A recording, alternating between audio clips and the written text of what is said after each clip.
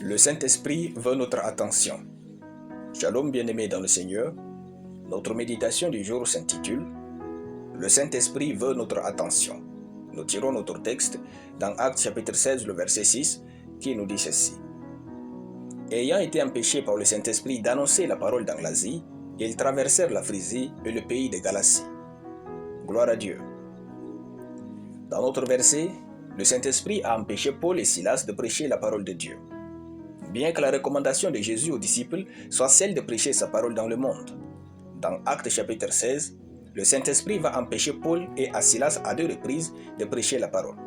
Le verset dit « Ayant été empêchés par le Saint-Esprit d'annoncer la parole dans l'Asie ». L'Esprit va alors les conduire à Macédoine et là, les apôtres vont prêcher l'évangile avec miracle, ils seront jetés en prison, prêcher l'évangile au geôlier qui sera sauvé lui et sa famille. Voyez-vous, le Saint-Esprit connaît bien l'agenda de Dieu plus que nos bonnes intentions de le servir.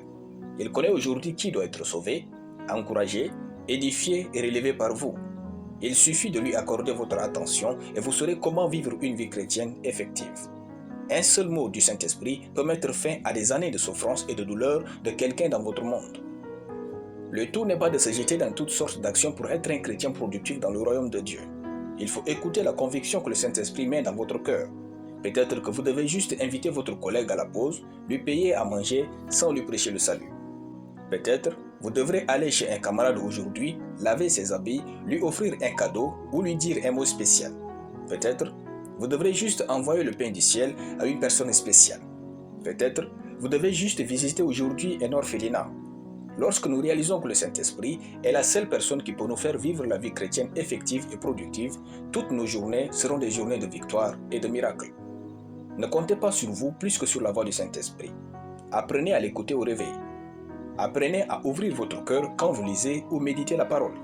Dans ces moments, vous pouvez écouter la voix du Saint-Esprit et choisir de vivre une journée extraordinaire. Gloire à Dieu.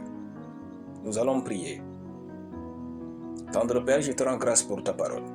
Je confesse que mon attention est sur le Saint-Esprit et les choses d'en haut qui me font vivre pour Dieu. Mes journées sont donc pleines de miracles au nom de Jésus. Amen. La lecture biblique en une année, Lévitique chapitre 19 à Lévitique chapitre 21. Soyez bénis, c'était le pain du ciel.